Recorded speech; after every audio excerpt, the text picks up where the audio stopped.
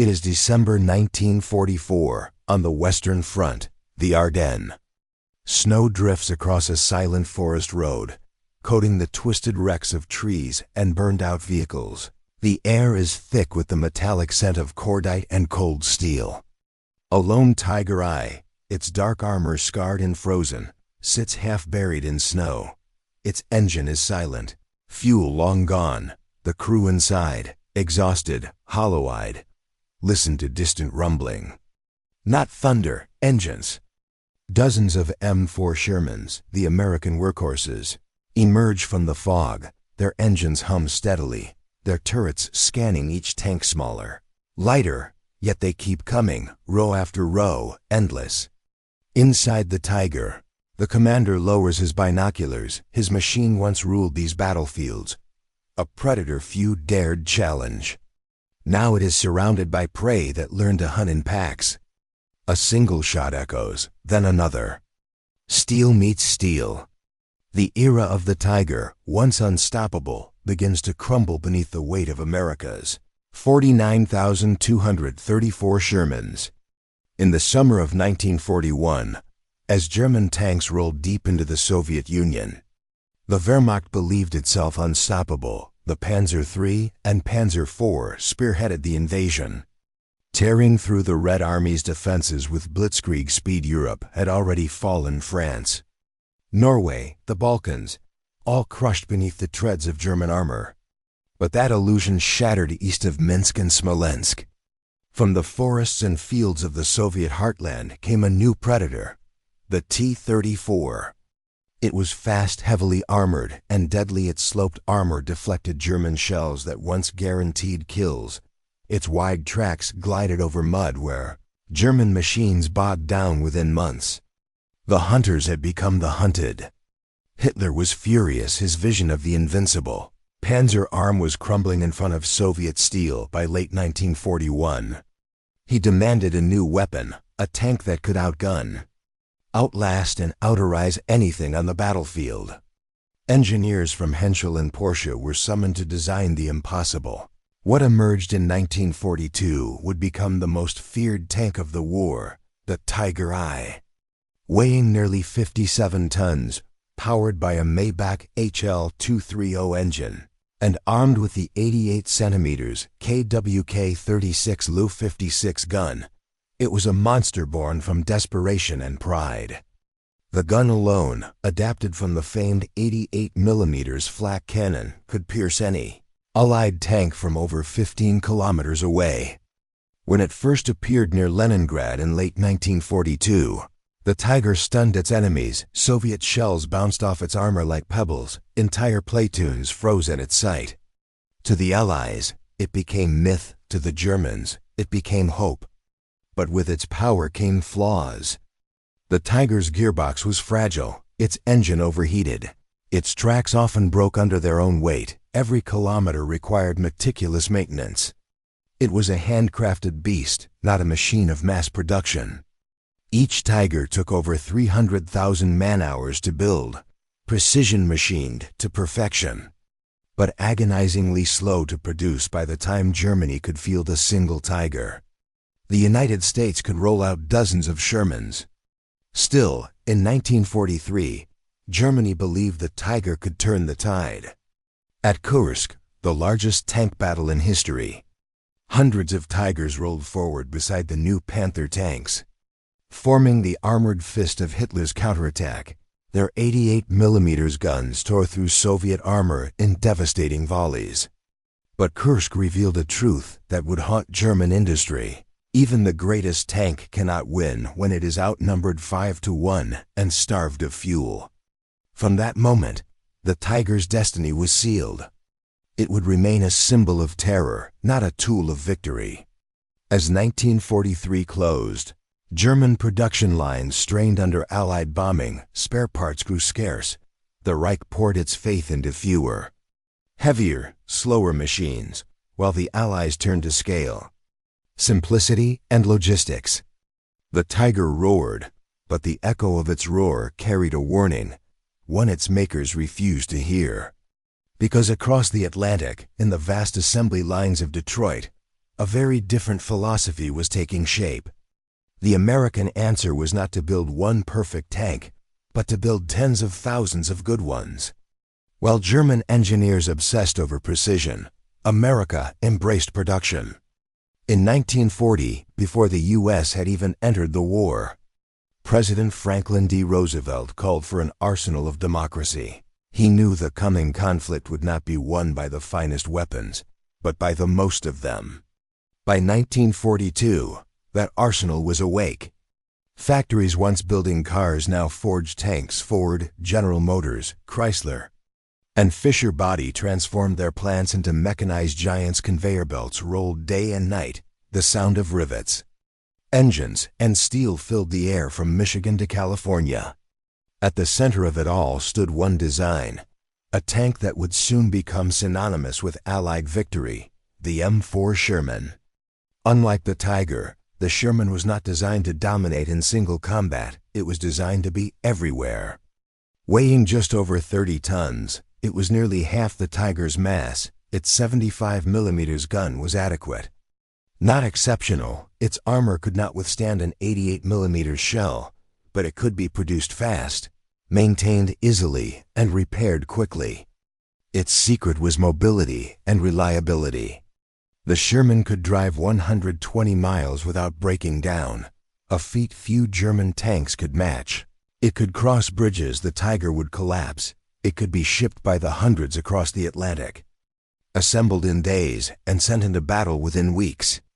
In the words of one U.S. Army ordnance officer, "It's not the tank that wins the war, it's the system behind the tank. That system was unmatched."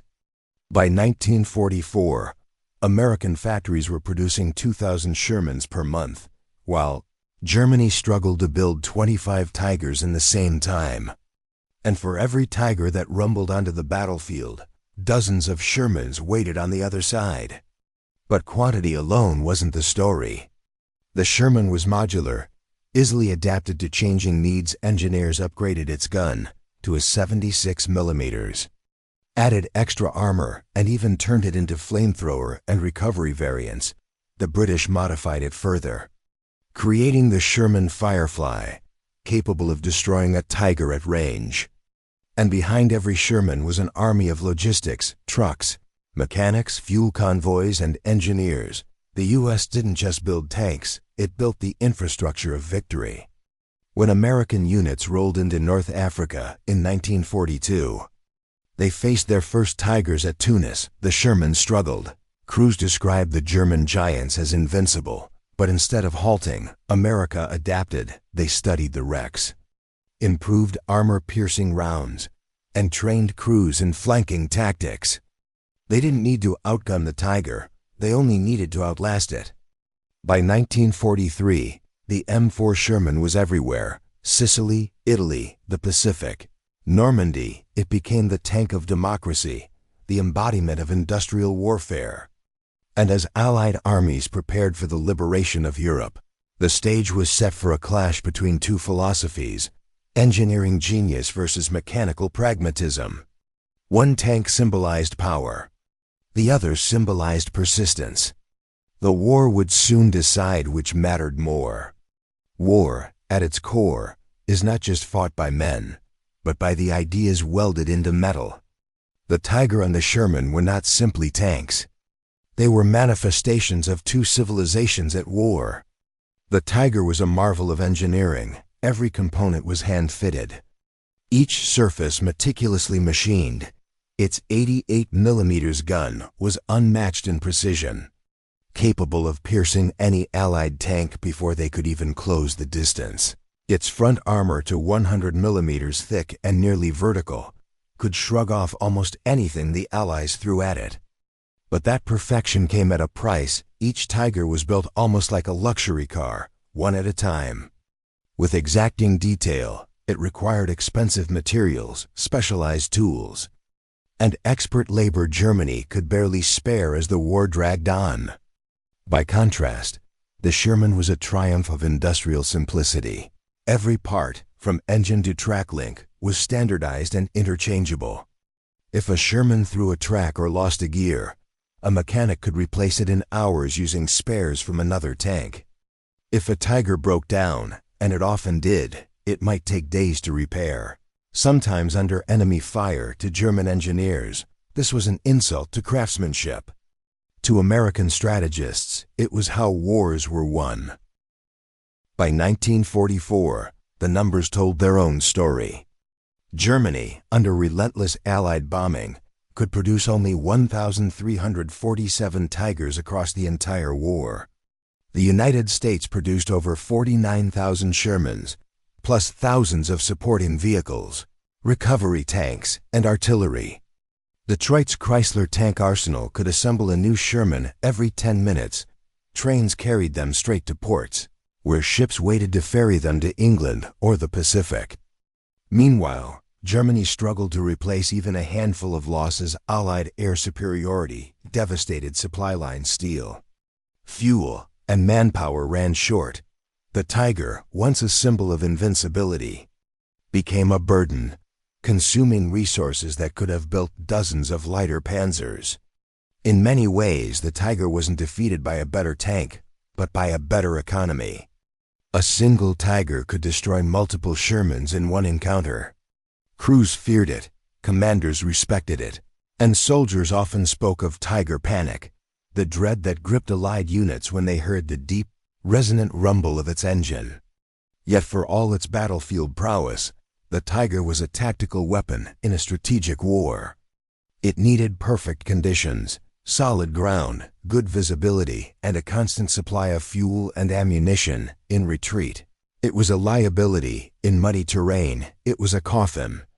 Shermans, on the other hand, fought as teams, swarming, flanking, and outmaneuvering in the open.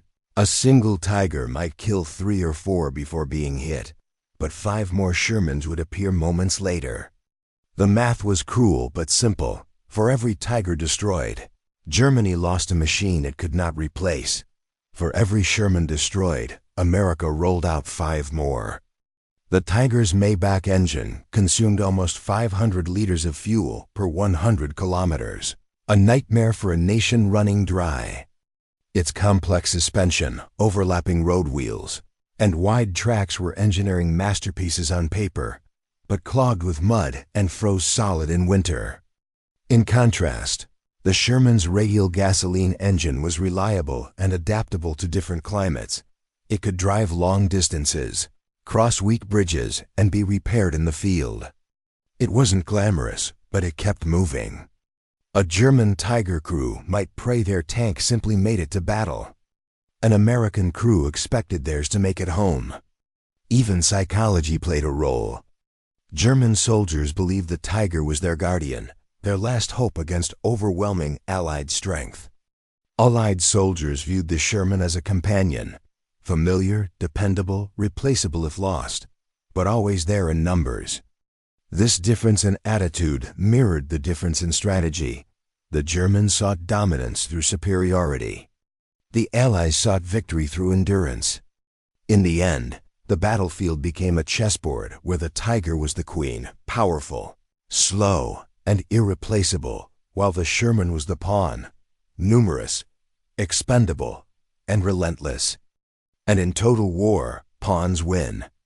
The Tiger's brilliance shone in the forge of its creation, but its very design foretold its fate. Yet the machines alone did not decide the outcome. It was the men who drove them, the generals who commanded them, and the nations that built them. The story now shifts from steel to souls, from machines to the people behind their controls. Inside the cramped, oil-scented interior of a Tiger, 5 men lived like brothers. The commander, gunner, loader, driver, and radio operator, each with years of training, handpicked for skill and discipline. By 1943, many were veterans of Poland, France, or the Eastern Front. They knew every creak of the engine, every second it took to load a round. Their survival depended on precision. One mistake meant death. The Tiger was their fortress, but also their prison. Its armor offered safety.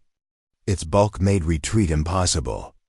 Across the field sat the Sherman crew, often young, barely trained, sometimes fighting their first battle. Many were just 19 or 20 years old. Rushed through boot camp and sent overseas, their training manuals joked grimly. If you meet a tiger, call for artillery, yet they adapted quickly. Sherman crews relied on speed, teamwork, and constant movement. They fought in formations, communicating across radios that Germans could rarely match. They accepted losses, learned, and returned, because there were always more crews, more tanks, more replacements. For the Tiger crew, every loss was a tragedy. For the Sherman crew, every loss was a statistic. And slowly, the statistics began to shape the war. German armored doctrine evolved around defensive superiority. The Tiger's heavy gun and armor made it ideal for ambush tactics, lying in wait, covering choke points, and eliminating targets from a distance before retreating to new ground. In open fields with clear lines of sight, it was untouchable. The Americans, however, never built the Sherman for duels. Their doctrine emphasized combined arms, tanks working with infantry, artillery, and air support. Where the Tiger relied on the ambush, the Sherman relied on coordination. A Tiger might dominate one battle, but the Allies aimed to win the campaign by cutting supply lines, flanking, and bombarding from the air. As one American officer later remarked, "Our tanks didn't fight alone. They were part of an orchestra, and the Tiger played solo." The Tiger's story cannot be told without mentioning Adolf Hitler, who interfered directly in tank design and deployment. He was obsessed with wonder weapons, machines that could restore Germany's fading dominance. His directives often forced engineers to overcomplicate designs, prioritizing psychological impact over practicality. When generals pleaded for simpler, lighter tanks they could build in numbers, Hitler refused. He wanted symbols of fear, not tools of endurance. In contrast, the Allied command, led by General Dwight D. Eisenhower and supported by General George S. Patton, trusted engineers and logistics officers. Eisenhower saw tanks not as prestige pieces, but as links in a logistical chain. Patton saw them as extensions of speed and aggression. The Sherman, Patton famously said, may not be the best tank in the world, but it's the best tank for the world we're fighting in. This difference in command philosophy meant that while Germany built the Tiger to intimidate, the Allies built the Sherman to win. By 1944, tank warfare was no longer decided solely on the ground. The skies belonged to the Allies. American P-47 Thunderbolts and British Typhoons hunted German armor relentlessly. A Tiger, once the apex predator, became a visible target for fighter bombers, carrying rockets and 500-pound bombs. Even the mightiest armor could not survive when air superiority turned every road into a death trap. The Sherman's advantage multiplied again. Its smaller frame and lighter weight made it easier to conceal and recover. Crews could move quickly after engagements, while Tiger crews often found their own machines destroyed not by enemy tanks, but by the sky. To German propaganda, the Tiger was the embodiment of Nazi might, invincible, fearsome, legendary. But that legend became a curse. Crews felt immense pressure to live up to its myth. If they failed, the fall was personal. If they were destroyed, it was symbolic. For Allied soldiers, facing the Tiger was terrifying, but eventually, familiarity dulled the fear. Crews learned to identify its weaknesses, its slow turret rotation, its vulnerability at the sides and rear, its tendency to stall in mud. The myth was humanized. The Tiger became a target, not a god. As one British Firefly commander put it, the first time you see a Tiger, you pray. The second time you plan. Behind every tank was an invisible network of labor. American mechanics repaired Shermans in the field using salvaged parts and ingenuity. German mechanics, by contrast, often lacked tools, trucks, and spare components. They stripped wrecks to keep others running. In the U.S., factory workers, many of them women, assembled the tanks that would cross the Atlantic. They didn't wear uniforms, but they were part of the war. Every weld, every bolt tightened on a Sherman meant another machine rolling toward Berlin. The Tiger, however, relied on a dwindling supply of craftsmen, machinists, toolmakers, precision workers who could no longer be replaced. When those hands disappeared into the front lines or into rubble from Allied bombings, the Tiger's fate was sealed before it even reached the battlefield. And so the contrast deepened, not just between machines, but between systems of war, visions of victory, and the people who sustained them. But the ultimate test of these two philosophies, the battle between quality and quantity, was still to come. It would be fought not in theory, but in fire and mud, in Normandy, Falaise, and the Ardennes, where the Tiger would face extinction. June 6, 1944, D-Day. At dawn, the beaches of Normandy erupt in thunder. Thousands of Allied ships line the horizon. Their guns pounding the French coast, over 150,000 men land in a single day, the largest amphibious invasion in history. Behind them comes the steel tide. From landing ships roll hundreds of Shermans, their tracks grinding across the sand, engines roaring through smoke and salt water. Many are waterproofed, others equipped with canvas skirts that let them float ashore. Some sink before reaching land, but enough make it. Enough to begin the liberation of Europe. The Germans are stunned. In the bocage, the thick hedgerows of Normandy, their Tiger and Panther tanks wait like hunters in ambush.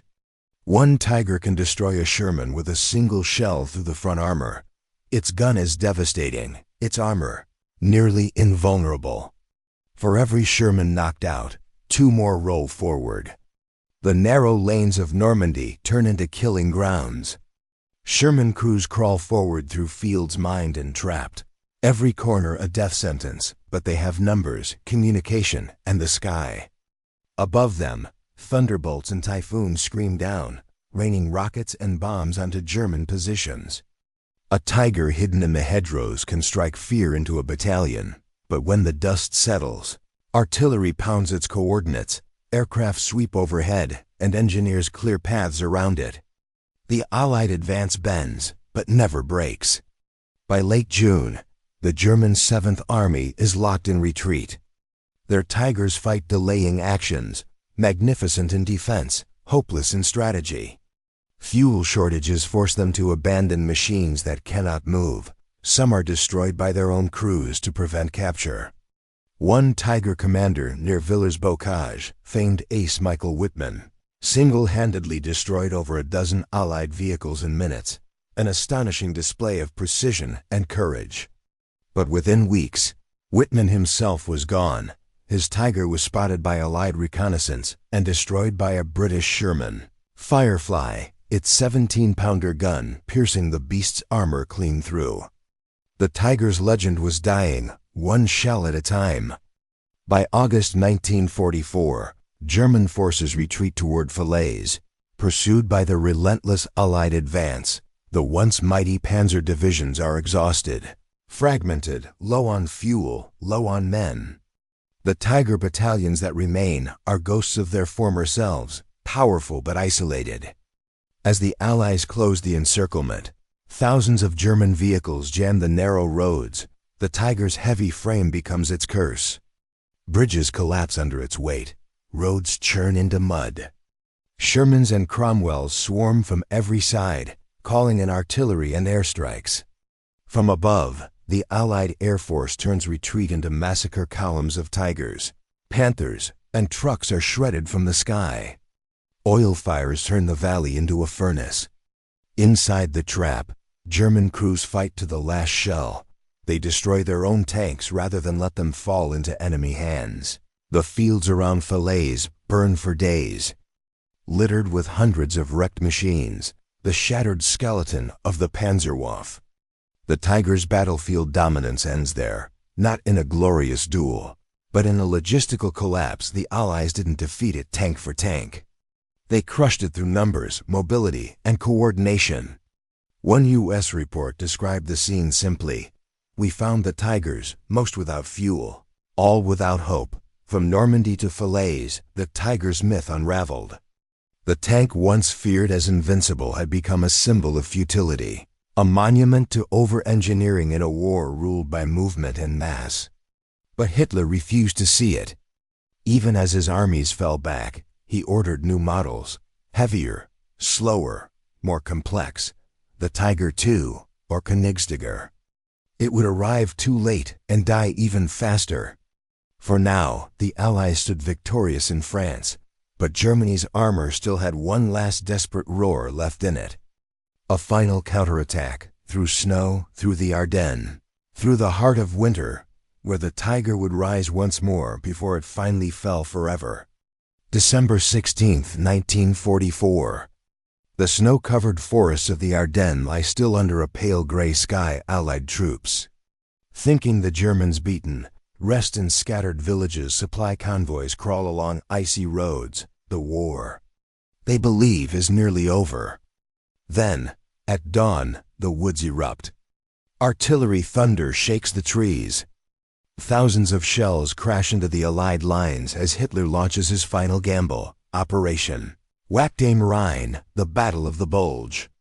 Through the mist roll the Tigers, the last of Germany's heavy tank battalions, including elite units like SS Panzerabteilung 501. Their engines roar like beasts returning from extinction.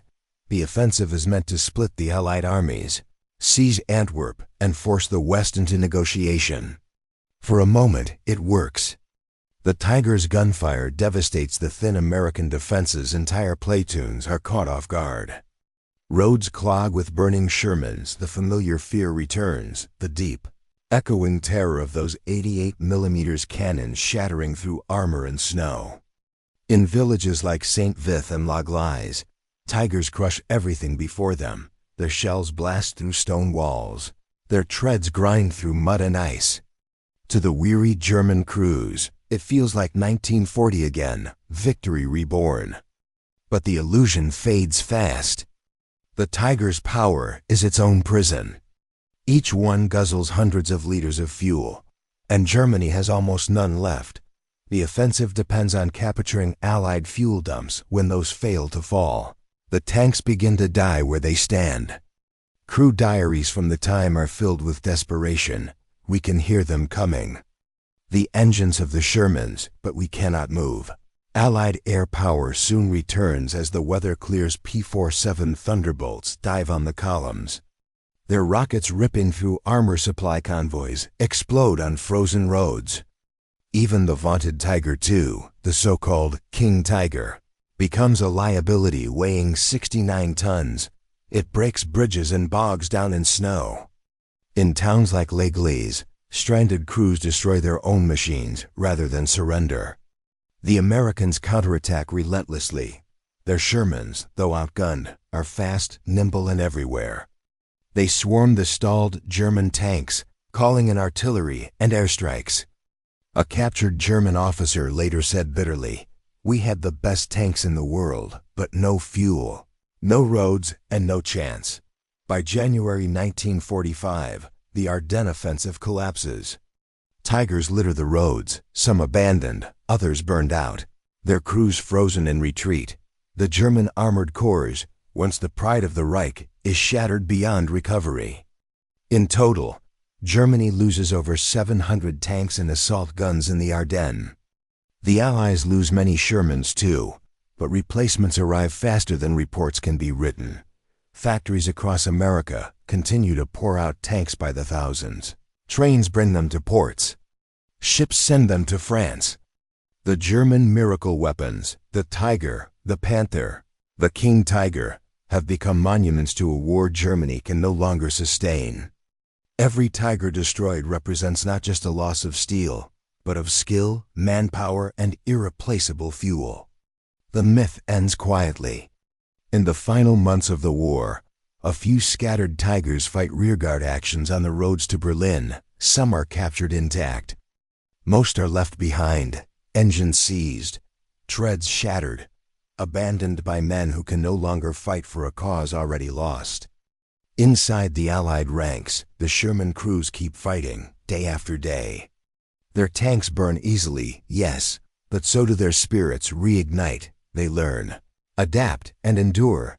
They know their machine is not perfect, but they trust it to move, to fight, and to come back. In that trust lies the real advantage.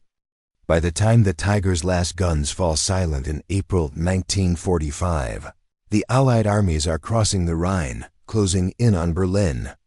The mighty Tiger that once terrified Europe is now a relic admired by engineers, pitied by historians, and remembered by those who fought it not as an invincible god of war, but as a doomed monument to arrogance. It was not destroyed by a better gun, but by a better system, a better strategy, and a relentless enemy that understood war was not won by perfection, but by persistence. The snow melts, the roads clear, and the world moves on over the rusted hulks of the last Tigers. The Tiger's end marks more than a lost battle. It marks a turning point in how the world understood war itself. From that point forward, victory would belong not to the machine that kills best, but to the nation that builds longest. By the spring of 1945, the Third Reich was dying. The once proud columns of Tiger tanks lay scattered across Europe, wrecked in the Ardennes forests, buried in the ruins of Normandy, frozen in Polish fields. Of the roughly 1,347 Tigers ever built, fewer than 100 remained operational by April. In contrast, the United States had produced 49,234 Shermans, and by the war's end, nearly 20,000 were still in service or reserve. The numbers tell the story of the Tiger's downfall more clearly than any battlefield legend ever could. The Tiger was a masterpiece, but masterpieces don't win wars. They inspire awe, they dominate duels, but they crumble under logistics. Each Tiger required almost 300,000 labor hours to produce, a small city's worth of manpower. A Sherman took less than 50,000. While one Tiger emerged from a bomb-scarred German factory, 6 Shermans rolled off American assembly lines. And the Americans didn't just build them, they shipped them. Across the Atlantic, through U-boat-infested waters, across France, into Belgium, Germany, and beyond. When one Sherman burned, another took its place. The Tiger could destroy 3 or 4 in a battle, but there was always a 5th. By late 1944, Allied bombing campaigns had gutted German industry. The Henschel plant in Kassel, where most Tigers were built, was hit repeatedly by Royal Air Force night raids. Each loss slowed production, delayed deliveries, and left new tanks without spare parts or engines. The Allies, by contrast, perfected the art of industrial warfare. In Detroit, tank factories like the Fisher Body Division ran 24 hours a day. Workers, men and women both, could assemble an entire Sherman in less than a week. Production lines hummed with rhythm and order. The war was being won not just on the front, but on the factory floor. Fuel, too, told its own brutal truth. Germany's synthetic fuel plants were bombed relentlessly. By early 1945, Tiger crews often received just enough fuel to move their tanks to the next village, and then they stopped, waiting for deliveries that never came. In their final battles, many Tigers were blown up by their own crews rather than captured. Meanwhile, American tankers filled their Shermans with high-octane fuel from an unbroken global supply chain, stretching from Texas to Liverpool to Normandy. War, they had proven, was now a matter of logistics, not just bravery. Even in defeat, the Tiger left a shadow across history. For Allied soldiers, it was a symbol of terror, the ultimate enemy machine. For German propaganda, it remained the Panzer Wunderwaffe, the miracle weapon that could have changed the war, if only there had been more. And for the men who fought in or against it, it became something else, a paradox. American and British veterans often spoke of their first Tiger encounter as a shock. Its gun could kill them from 1,500 meters away. Its armor seemed impenetrable. But those same soldiers learned, over time, that courage, teamwork, and numbers could break the myth. Tank destroyers like the M10 Wolverine and M36 Jackson, Air support from the Typhoon and Thunderbolt and tactical coordination erased the Tiger's advantages. The legend persisted, but its dominance had died on the battlefield long before Berlin fell. Berlin, 1945. When the Red Army entered Berlin in April, only a handful of Tiger eyes remained. They fought desperately, firing their last shells in the ruins of a city that no longer existed. Soviet reports describe King Tigers standing immobile, engines destroyed, guns silent. The once invincible machine had become a coffin of steel, proud, defiant, but helpless. As the Third Reich collapsed, so did its armored dream. The Tiger, the pride of German engineering, ended not in victory, but in obsolescence. The war had proven something profound. In a world of industrial total war, quantity had a quality of its own. When the guns finally fell silent in May 1945, the Tiger was already a relic, but a relic that refused to be forgotten. Its image would haunt military minds for decades. Engineers studied its armor, commanders debated its lessons, historians mythologized its strength. In the post-war years, the Allies, and especially the Americans and Soviets, realized something fundamental. Victory in modern warfare would not come from having the best tank, but from having the right tank, one that could be built, moved, fueled, repaired, and replaced faster than the enemy could destroy it. The M4 Sherman, often derided by soldiers who fought in it, had in fact proven this truth beyond doubt. It was adaptable, it could mount different guns, operate in deserts, jungles, or snow, and serve on every front. Its chassis became the base for recovery vehicles, mobile artillery, and bridge layers. It was not a single tank, it was a system. And that system had beaten Germany's mightiest weapon. Despite its failure to save the Reich, the Tiger left an undeniable mark on tank design philosophy. Its sloped armor concepts, later perfected by the Panther and high velocity gun principles, became the technical foundation for the next generation of tanks, from the British Centurion to the American M26, Pershing, and Soviet T-54. But the Tiger also taught the world what not to do.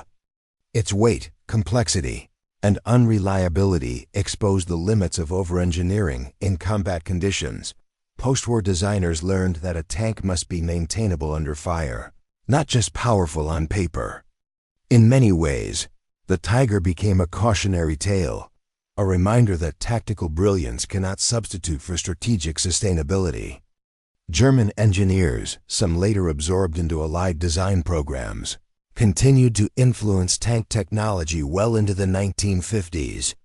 But the age of single-dominant supertanks was over. The lesson was clear. The battlefield now belonged to combined arms, not lone beasts of steel. The Sherman, by contrast, refused to die. After 1945, it continued to serve in dozens of armies across the world, from Israel's desert wars to Korea's mountains. It was upgraded, refitted, and modernized. In the 1948 Arab-Israeli War, Shermans once again faced German-designed Panthers and even captured Tigers, a strange echo of the past, where the same machines fought under different flags. By the 1950s, many Shermans had been transformed with improved 76mm and 105mm guns, better radios, and more reliable engines. Its adaptability was its immortality. Few tanks in history have had such longevity. Meanwhile, only a handful of Tigers survived, preserved in museums in Bovington, Selmer, Kubinka, and a few other places. Their engines no longer roar, but their presence still intimidates. Visitors stand before them in silence, sensing what Allied soldiers must have felt when those silhouettes first emerged through the fog. The Cold War transformed the Tiger versus Sherman lesson into doctrine. Both NATO and the Warsaw Pact understood that future wars would hinge on mass production, logistics, and combined firepower, not isolated superiority. The Soviet T-54 55th series, produced in tens of thousands, echoed the Sherman's philosophy. Simple, reliable, and everywhere.